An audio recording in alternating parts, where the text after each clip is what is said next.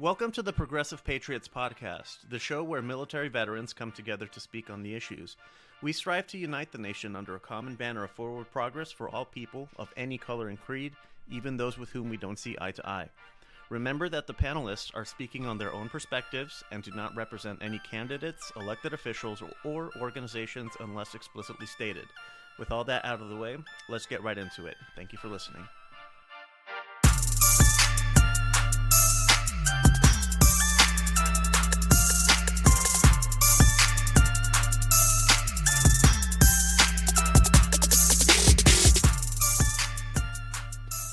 This is the second half of our second episode, as promised. The conversation ended on gun violence. Sadly, we're picking up on more gun violence, and then the rest of the episode plays out from there. Let's do one more unfortunate incident of a law enforcement officer, also in New Mexico, shot a nurse who works in a care home. Nursing home. Presley Ease is 36 in Las Cruces. He's from Connecticut, working in Las Cruces. He was accused of shoplifting. I think they said he was taking beer. They said. Then the police officer's attorney, his statement was that the cop shot during a physical struggle. Ease fell on top of a second officer, tried to take that officer's gun, then took his taser as my client attempted to pull Ease off. And the police officer, said that he feared he and the second officer could be tasered and possibly shot with one of their own guns if they were incapacitated.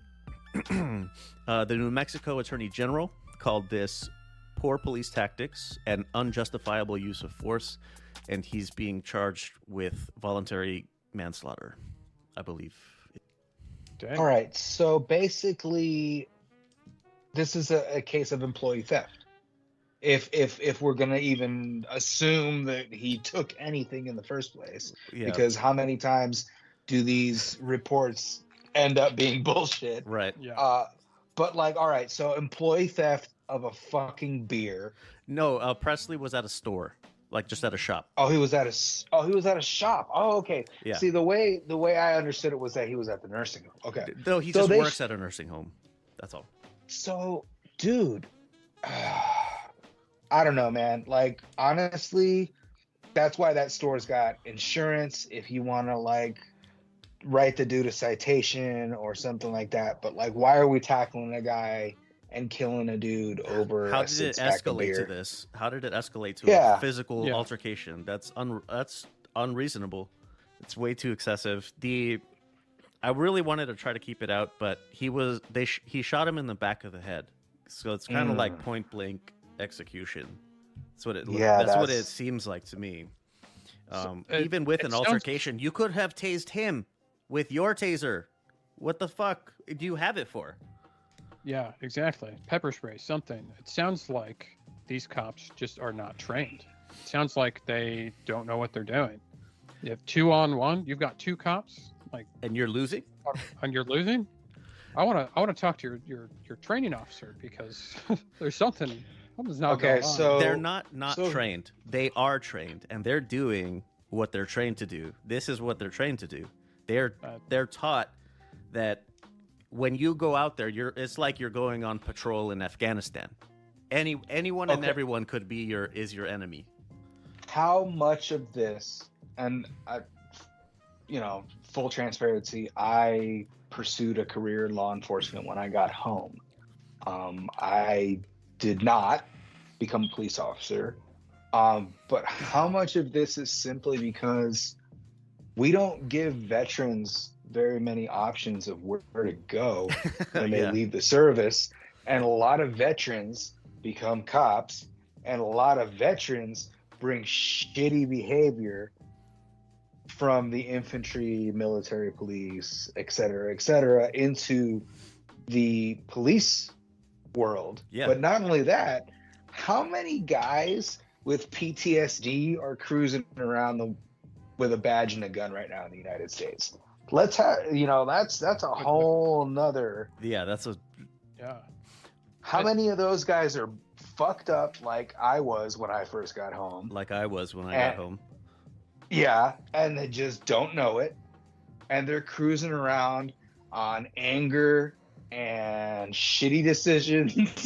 Walking on thumbtacks, not eggshells. You're walking on fucking thumbtacks. Dude. And then you hand that dude a gun and a badge and you tell him that he has authority. Yeah. No wonder these kids flip out. Like, if you really stop and think about it, like, there needs to be police recruitment outside of the military. Police recruitment. How do you fix police departments? Start recruiting more women, start recruiting more Black people, more Hispanics, but not just men, not just, veterans who, hey, that guy who just came back from Afghanistan, like, he'd make a great cop. No, he doesn't, dude. That dude has been blown up 6 times and he is so fucking freaked out and like on a handful of pills a day. His back hurts, his knees hurt. I don't want that guy to be a cop. You know what I mean? Like, it's funny you bring this up. I watched a video recently that was showing 2 different police recruiting videos side by side. It was a recruiting video from a country in Europe, and it was a recruiting video of some American police department. The American police department, they show tactical vehicles launching off of, dirt piles and then like going into houses, with tactical gear, SWAT all their weapons. SWAT team, yeah. And then it goes to the police recruiting video from Europe, and it's like, hey, would you like to help your community? Would you like to help people? Would you like to do good things? And then it goes back to the American video, and it's just like people firing guns and like breaking through windows. And then it goes back to the European one. It's like, oh, would you like to take this cat out of the tree? Or like, oh, you're help. Obviously, there's bad things that happen there too, but it just goes to show, who are we trying to recruit into law enforcement? Who are we actively trying to get? Exactly. People with toxic masculinity problems with a chip on their shoulder. They have to prove how fucking tough they are, how awesome they are. And what's awesome to people like that? Killing Black people. That's what makes you cool. And in the meantime, let's not pay them shit.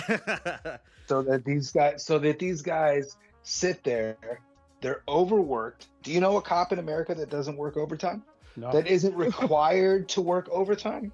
I know that they didn't work overtime. My local PD, I know that they get paid really well for it, but yes, they do work a lot of overtime. Yeah. All of them work a lot of overtime. Why? Because they can't recruit. They're having the same problem the military is having. I think we're kind of reaching this cultural zeitgeist where if you talk to kids nowadays, they don't want to join the military. They don't want to go shooting. They don't want to handle weapons. Why? Because we, as a country, have let gun violence get to a point where these kids are turning against the country in a sense, the culture. Yeah. They're like, fuck that. I don't want a gun. I don't want to deal with that. I don't want to go My hunting. friend died last year at a fucking shooting. I don't want guns. Yeah, exactly. Or, I've been doing intruder drills since I was in kindergarten, and guns terrify me. So why the hell would I join the military? Like, it makes sense. They're just missing something. They're missing out on the fact that there's a problem inherent to how we're picking people to, carry guns in this country in general, whether it be in the military or police or whatever. We have an issue with attracting the correct folks to those fields because of the existing levels of gun violence in this country. Last thing before we move on is I heard a comedian. I cannot remember his name, but it was a Black gentleman, older guy. And he was talking about gun violence and like, well, I know of a way, and every Black person in this room knows, we know of a way to get gun control passed tomorrow. Every single Black person in the U.S., go buy an assault rifle. I promise you it'll be banned. I promise. That's why they banned assault rifles in the first place, right? Reagan was one of the first ones to do it Because in of the Black California. Panthers. Yeah. Yeah. Yes. Yep. If only they knew more about Reagan and his views on I guns. thought he was a champion of the Second Amendment. Is the Second Amendment my supposed to God. trickle down as well? I don't understand how it works. All right, let's move on here because we got quite a bit on Congress. Good conversation though, so I'm not sorry. Let's see. Okay, so as we know, Senator Dianne Feinstein of California passed away last Thursday, so last week, and she has a checkered history as well. So I'm not gonna sing her praises, and I'm not gonna, try to shit on her either. But let's go into what is new regarding her seat. Is Gavin Newsom selects Laphonza Butler to fill her vacancy until January of 2025. Miss Butler is an openly gay woman. She was one of Vice President Harris's senior advisors. She was the president of the largest labor union in California and is, well, I guess not anymore, the president of Emily. It's an organization that looks to support female candidates that support reproductive rights. Let's see. So it's a crowded primary. Reps Barbara Lee, Adam Schiff, and Katie Porter are all running for the primary nomination. And Newsom said specifically he will not pick one of them. So hence Miss Butler. So I think, just her credentials here are fucking solid. Didn't she? Was it the gig worker thing? Didn't she help to? Oh, I'm gonna have to figure that out. That might have been what the labor union she worked on. I think she helped to fight to keep gig workers as gig workers. Oh, really? Yeah, I think there's some Interesting. mysterious. I didn't know that. So while Bryson's looking that up, what do you guys think on this whole notion of, oh, well, it should have gone to Barbara Lee?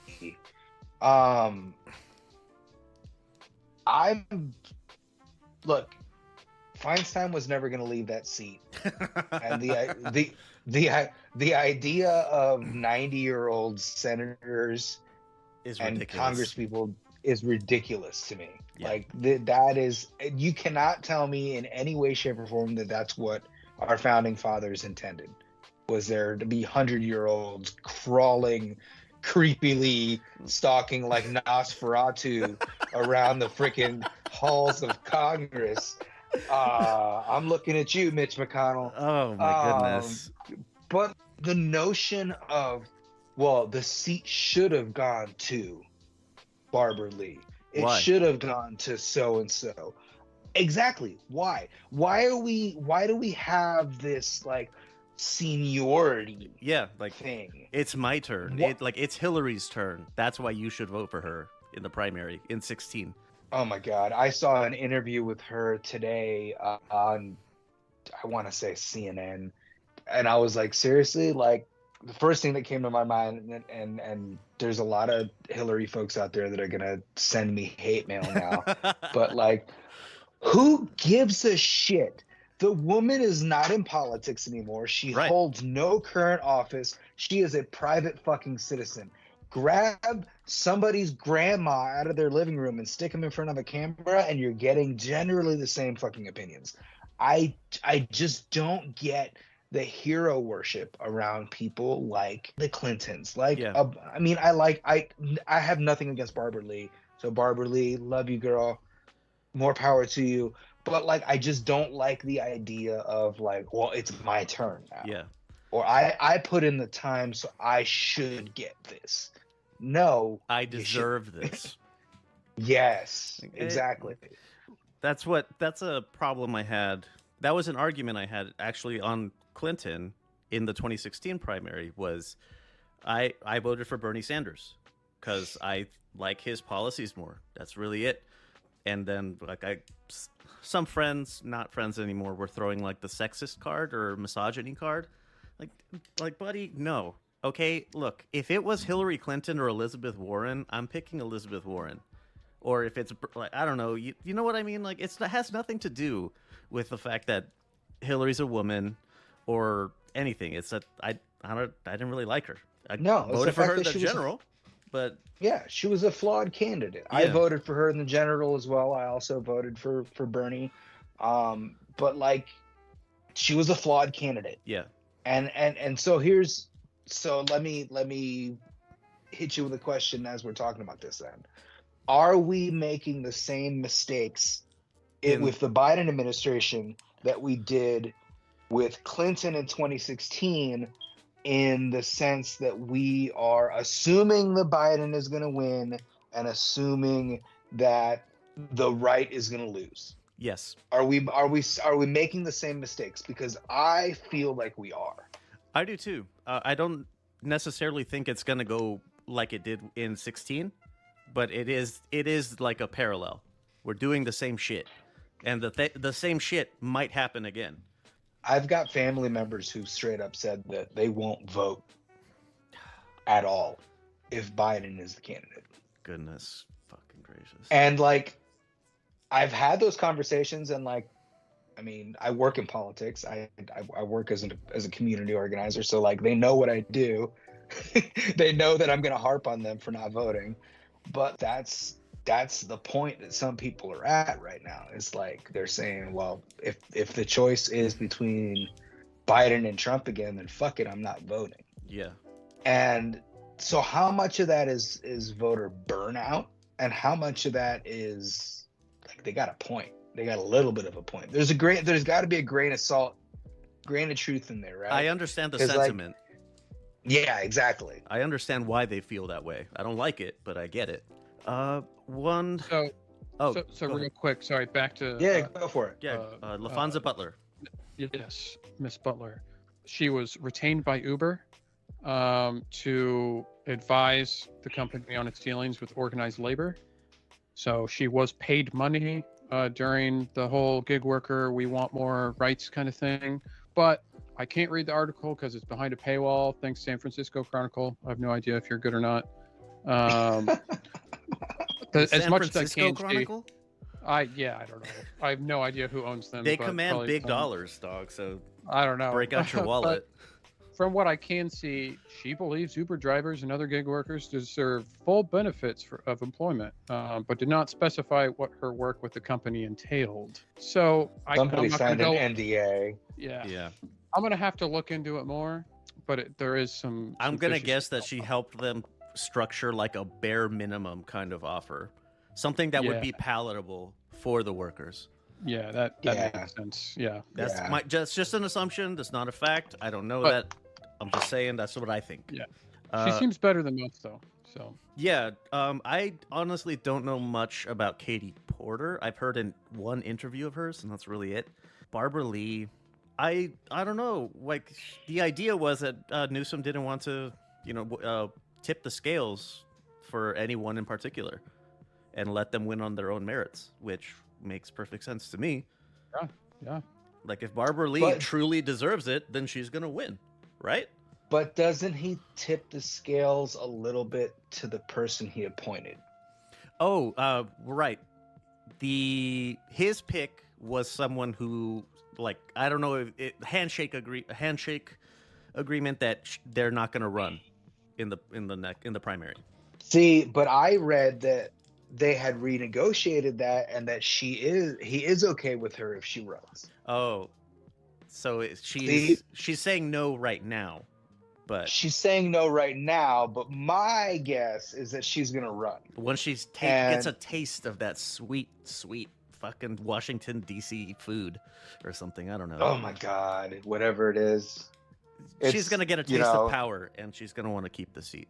Yeah, pretty much. And let's be real, like, there's being an incumbent Yeah, has a lot of power yeah. in American politics, especially nowadays. Especially in a level of political apathy where people are just as likely to pick, eeny, meeny, miny, mo on a freaking voting form because they don't know, they don't care, haven't read up. Again, I think a lot of it just comes down to voter apathy and combating that. But hey, I'm curious to see who comes out on top of that pile. Katie Porter, I think she's hilarious on her. She's the one that does like the Jeopardy with the hearings, right? Is that who Yes. I'm? Yeah, am I- yeah. Yeah, Okay. that's her.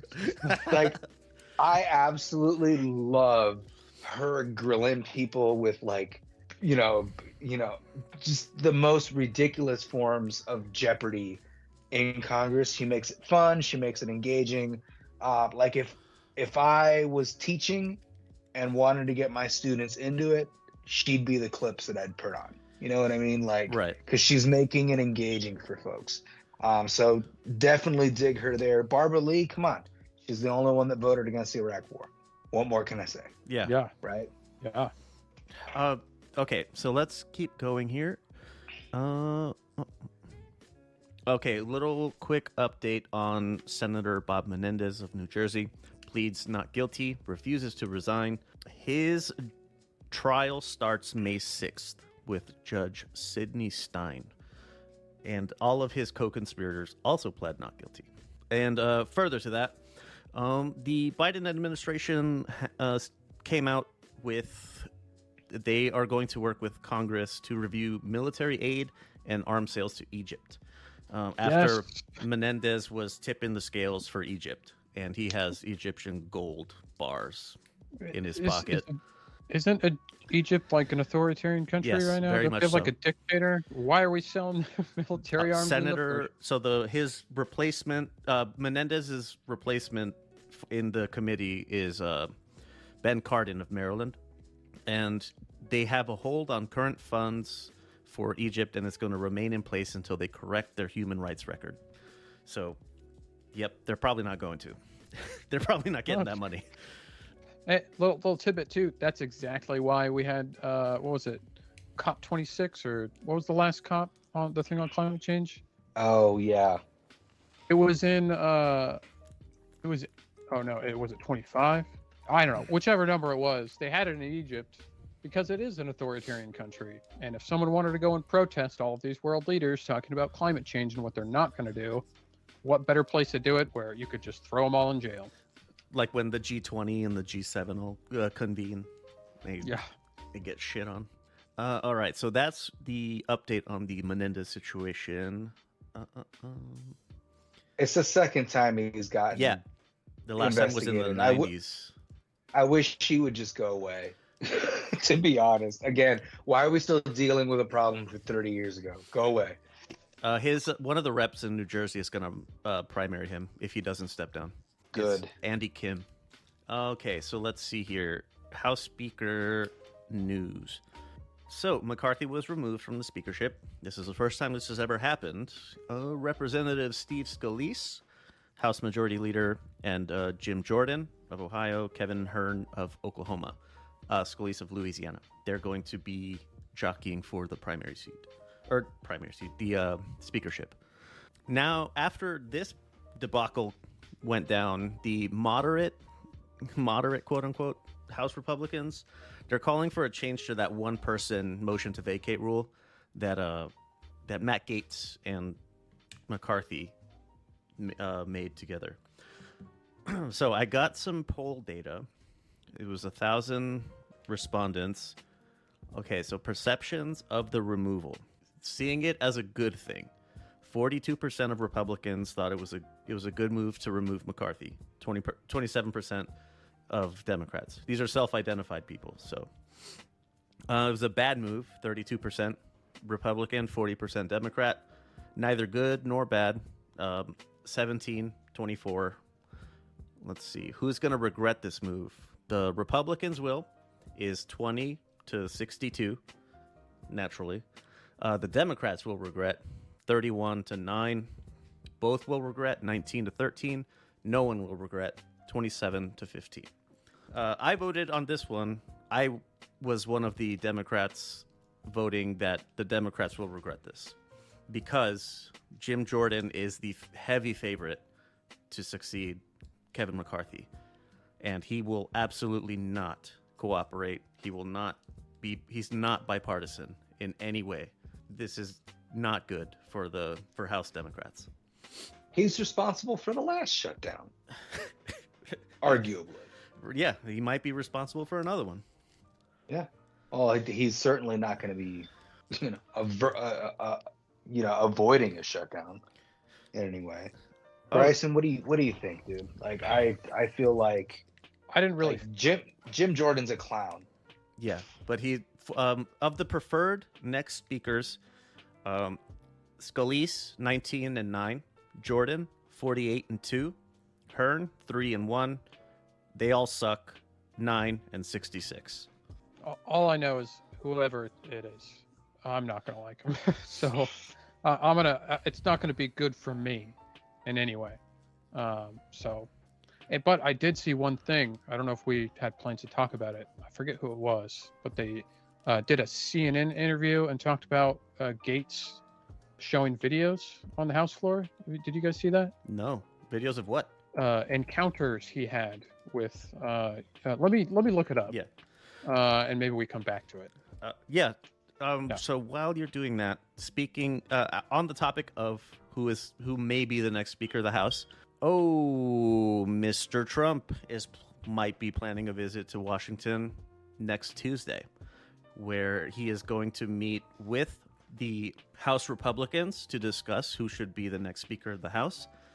And everybody's favorite, Marjorie Taylor Greene, suggested that he should put his name in the hat. So that's womp, womp, womp. So that's kind of fun. So what's the plan there? They put Trump into the speakership, and then what are they going to try to, I don't know, hurt Biden and Kamala so that they're incapacitated in some way? I think this was the plan all along. This is the dumbest shit ever. I think the plan all along, because if you really look at it, Matt Gaetz basically came in, lit the whole book of matches on fire, lit the damn house on fire, and walked out. There was no plan. There wasn't a like, oh yeah, well, I want McCarthy out so we can put in this guy. Yeah. Right. I think the plan is stall, make the Republicans look like shit. They're going to vote. They're going to vote unsuccessfully at least once. And then they're going to try to put in Trump as a consensus candidate, because they can't get anybody else who'd get to 18. Yeah, nobody else wants to do it. Well, I mean, other than those three. Yeah, and Gaetz. So let's clarify. Gaetz using the motion to vacate rule, like that rule has been there. Yeah. For a long time, but nobody has basically dared to use it in the past. Is that correct? Yeah. I know it was banned. It was banned under Pelosi.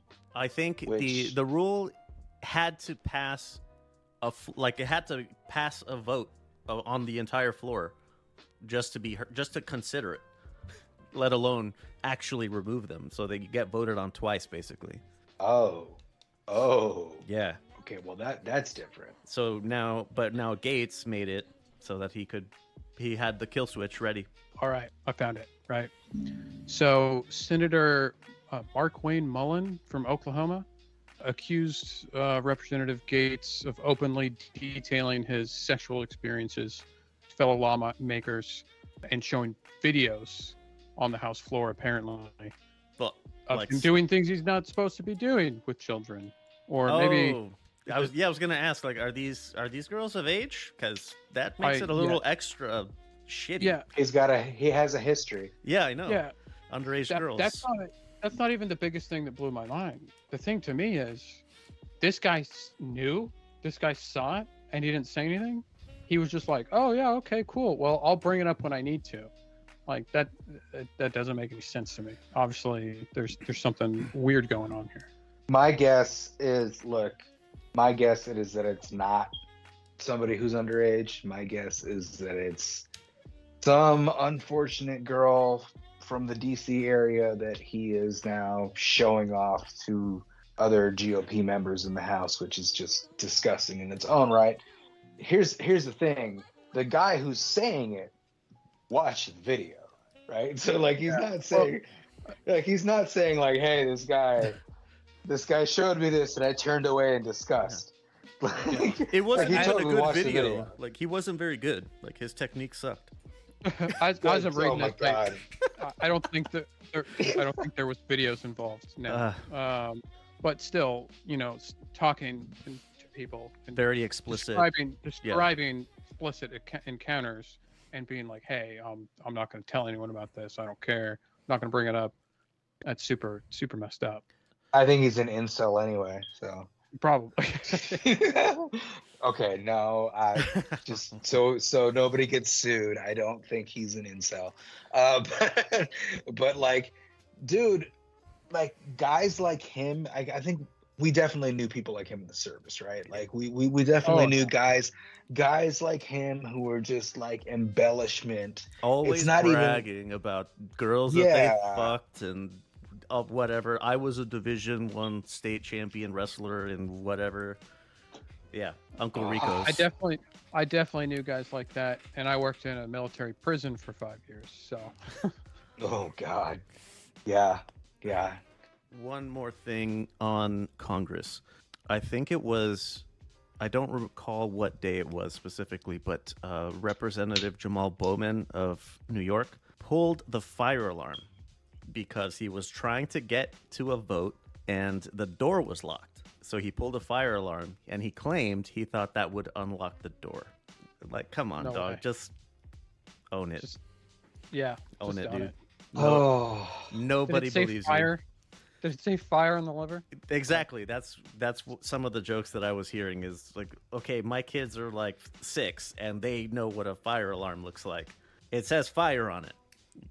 And you normally have to open a little case or like, you know what I mean? There's more steps than just pulling the fucking thing.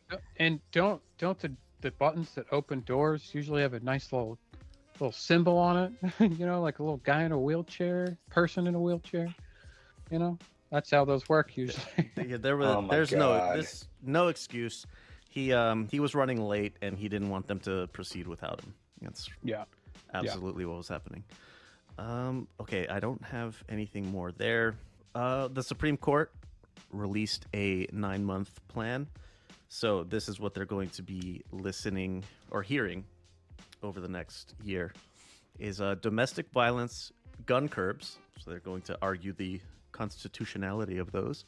The South Carolina electoral map, funding the Consumer Finance Bureau, the Security and Exchange Commission's in-house enforcement, commercial fishermen rights, social media content moderation, social media as it pertains to government officials and free speech, the Purdue Pharma bankruptcy settlement, and the Trump Too Small trademark.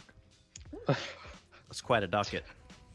Yeah. Wow. They're all the important things, right? Yeah. Super.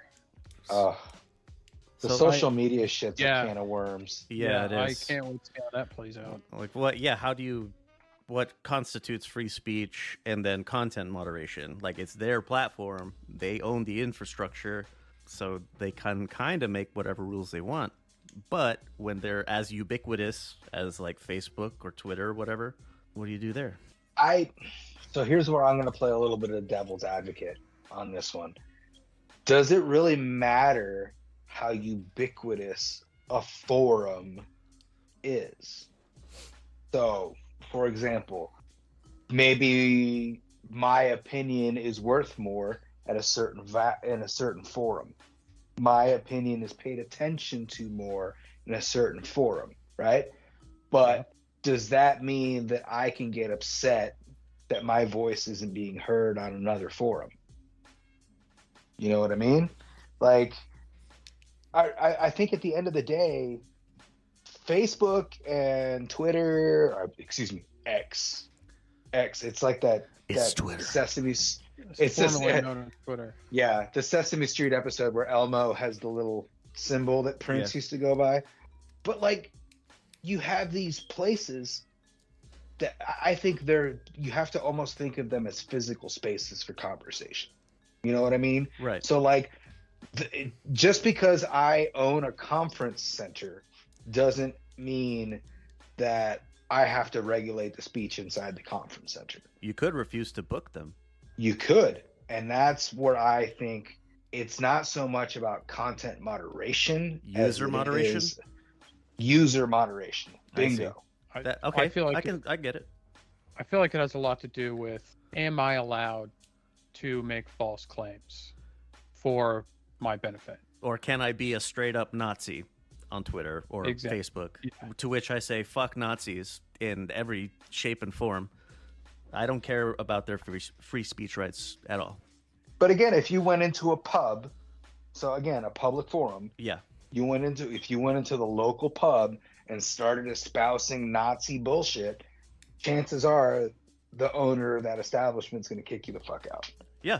Yeah. 9 times out of 10, right? If you go into an establishment and you're acting a fool and being rude to other people and you do other stuff, they're going to ban you from that place. They're going to kick you the fuck out.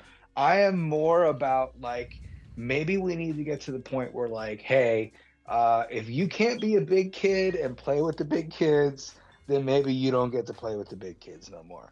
And like, maybe we just need to start taking people's privileges away on social media. Like, all right, we let you go on Twitter and you were sending people dick pics and being stupid, and then we let you on Facebook and you started sharing, Nazi shit. So guess what? You're done. Yeah. No more social media for you. From my perspective, I don't see Twitter, Facebook, X, whatever it is, Facebook, Reddit. That's not any different than just going to the town square, just going out in public. Like, Yeah. If you can't go out on a street corner and say all that crazy stuff, you shouldn't be able to say it on those social media platforms. And obviously, you start getting into hot water, Nazis can go out on street corners and yell stuff, but at the same time, They might get knocked the fuck out. I can go to that same street corner and be like, yeah, exactly. And there's definitely cases of that. But I can go on there and be like, no, he's not right. He's incorrect in what he is saying. Blah blah blah.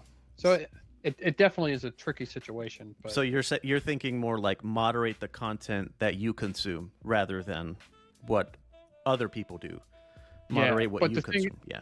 They're not set up in that way. They're set up in it. They all have algorithms that put the content in front of you for you. Have you guys tried Blue Sky? Is that a Twitter alternative? So Blue Sky was created by Twitter. So it was the original like creators of Twitter who, after they sold Twitter, created this. It's been super exclusive. It took me months and months and months to get an invite code to it, but that's basically the gist, is that you are moderating your own content.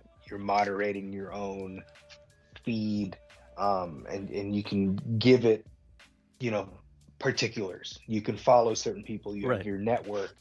I think that is very much the future, but also it goes to the echo chamber bit. You know what I mean? Because how much do you moderate to the point where like you're not hearing varying opinions and you're getting in that reinforcement loop? That's true. Yeah. That's a good point. Another bit on this is government officials and their access, and them, can they block people if they don't like what they're saying? So is that a violation of free speech, specifically First Amendment? Because I'm trying to speak to my representative or my senator, and they don't like what I'm saying, so they block me.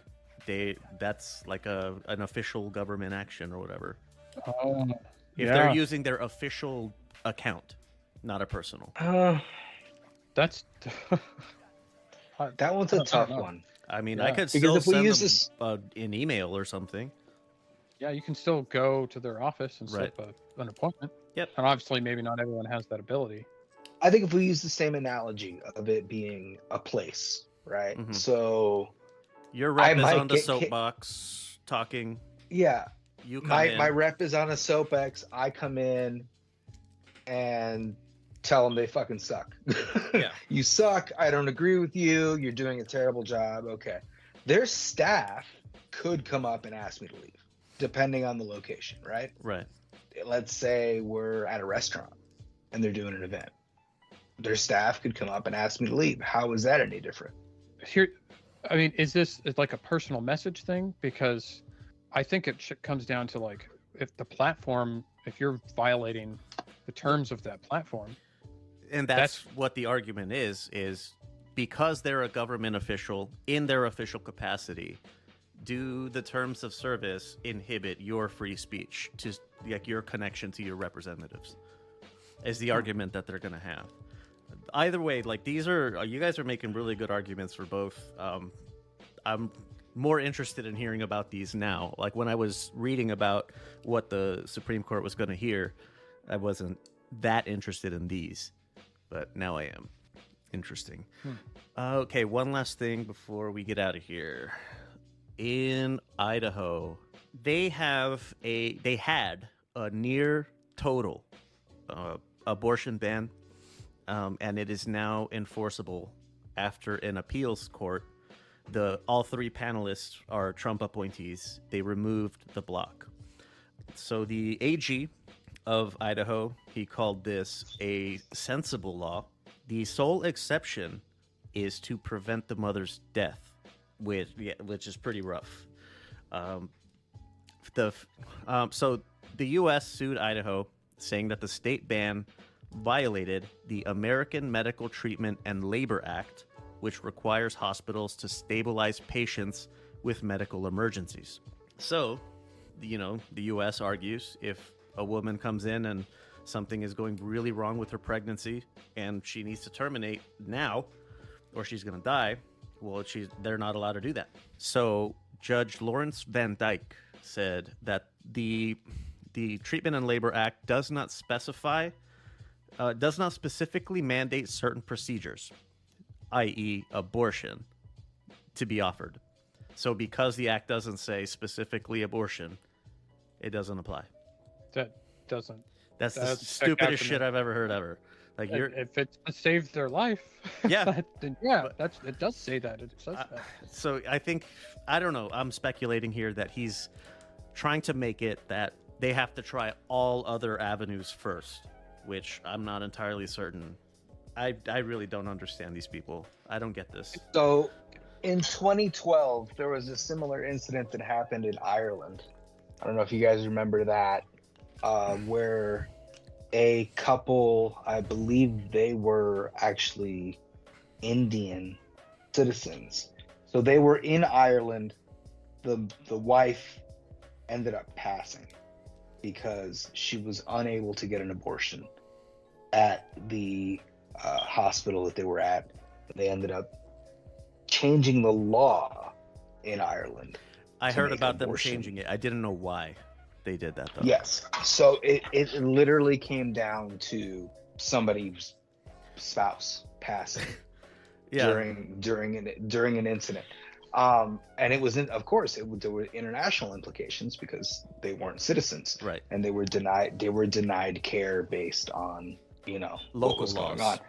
Local laws, exactly. What's fascinating to me in that case is the fact that traditionally we look at Catholics with a very pro-life, anti-choice. Very pro-life, anti-choice, very pro-life views, and that Ireland's a pretty darn Catholic country. That's why they separated from the crown.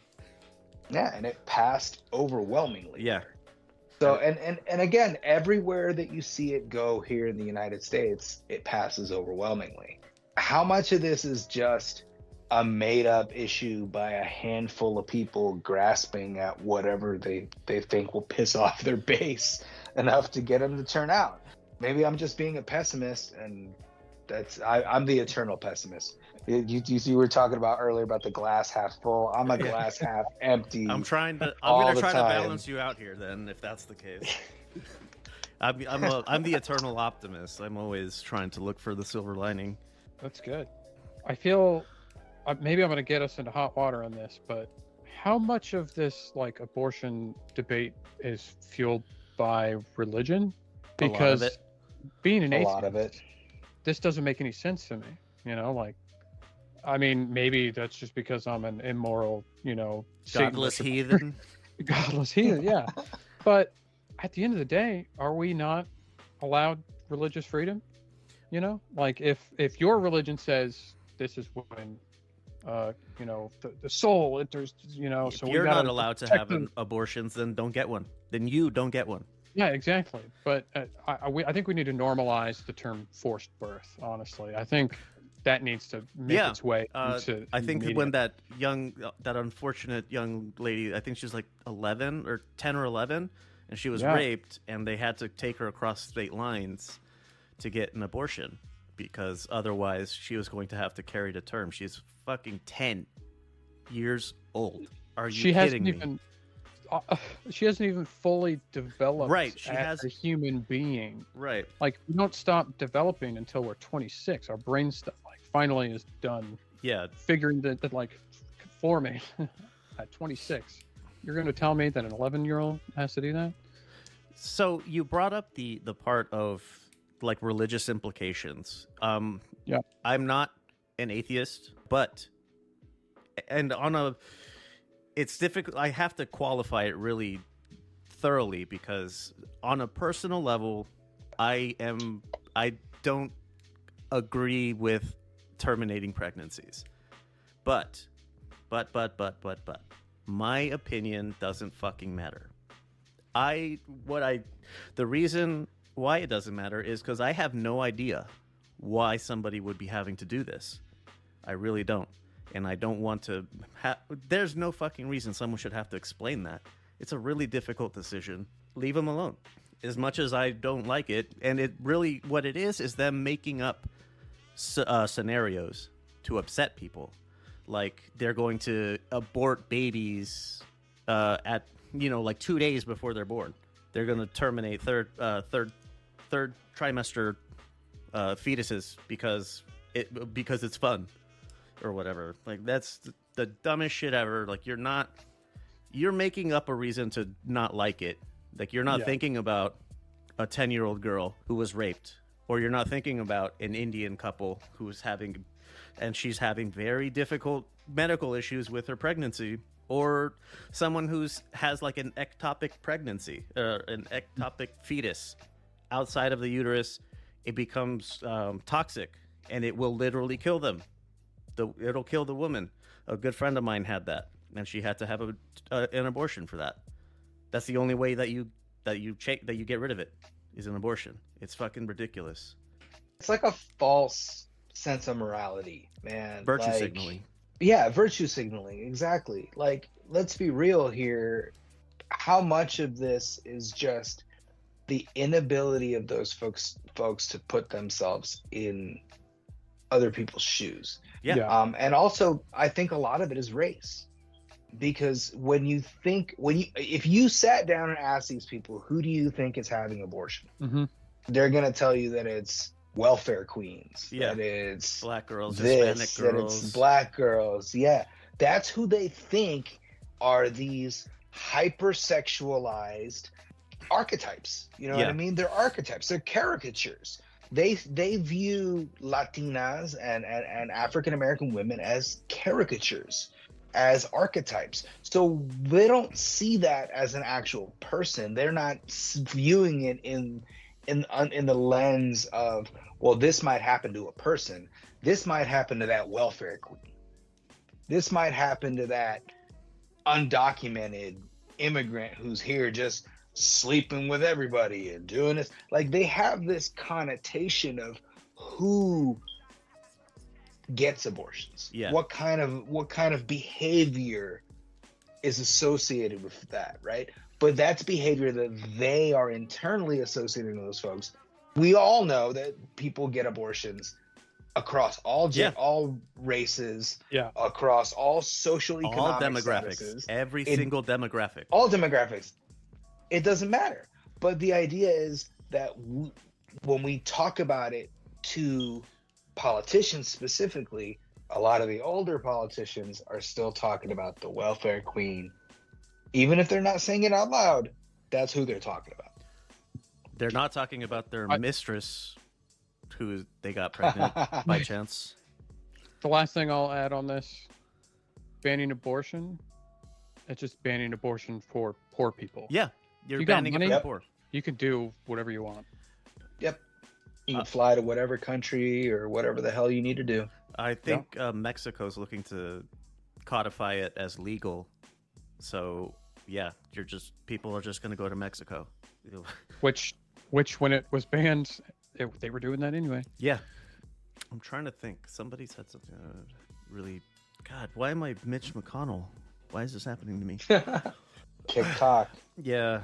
I don't. Oh man, I don't understand. Oh, that's what I was gonna say. I got it. I remembered. Is a lot of the politicians making this, virtue signaling, this virtue call that they're making. If you were to tell them, if it were, the roles were ever reversed, is if you were the one that had to give birth and you couldn't handle it for whatever reason, like no explanations needed, you just did it, you couldn't go through with it, and someone told you couldn't terminate the pregnancy, you would be fucking furious. But you're not the one that has to deal with it, so oh well. Oh, are you kidding me? Captain Bone Spurs would have gotten like 14 abortions if men got pregnant. Are you kidding me? Like Trump would have been like, "Oh yeah, I take one every morning." Trump with my abortion clinics are available everywhere. With my UK Sudafed from my years of cocaine use, like it would just become part of his morning routine, without a doubt. That's what it is. Unfortunately, this is like the godless heathen women being whores and sacrificing their babies to Satan or whatever. Like, please shut up. Because if I told you what to do with your body, you would get mad. So I don't understand why you'd do it to anyone else. But yeah, empathy, putting yourself in someone else's shoes, is apparently not a common virtue or common trait. I think there's a clear disconnect and a divide generationally between the kids that grew up with the internet, even us older kids that grew up, had the internet in our teen years, versus the older folks who have been so isolated from the world in their own little pockets. I think we're a lot more global than they were.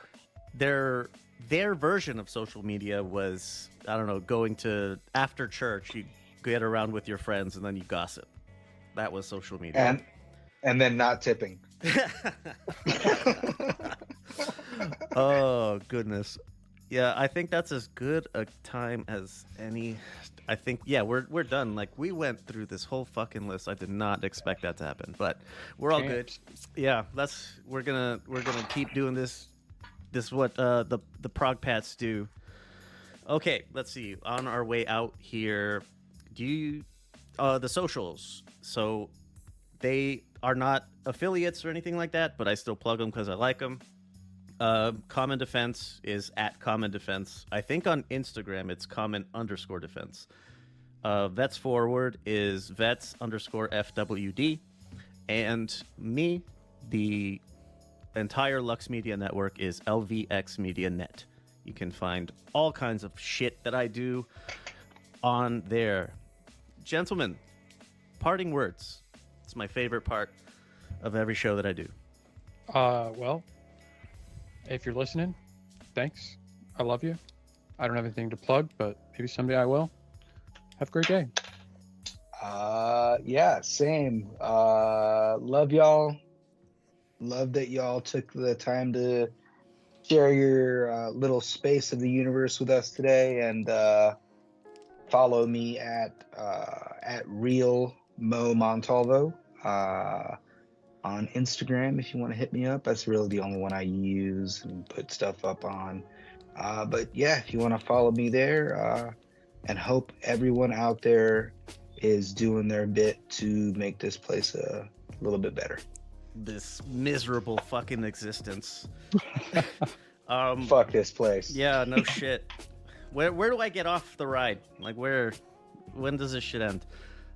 That's going to do it for this episode of the Progressive Patriots. Thank you for listening. If you could, please do all that internet shit, like liking posts, following accounts, following podcasts, liking the podcast, rating the podcast, There's probably other stuff that I forgot, but if you could please, that would be very much appreciated. Actually, you can, if you hear something that we said that you don't like or that you feel we need to correct, I have a phone number. It's 833-589-7637. You can text me, you can leave a voicemail if you're old like me. Either way, stop being fucking pansies and put your fucking voice out there. I want to hear what you have to say. I want to hear what you have to say. I want to hear what you think about what I think and what I think about you thinking. All right, that's going to do it. Bye.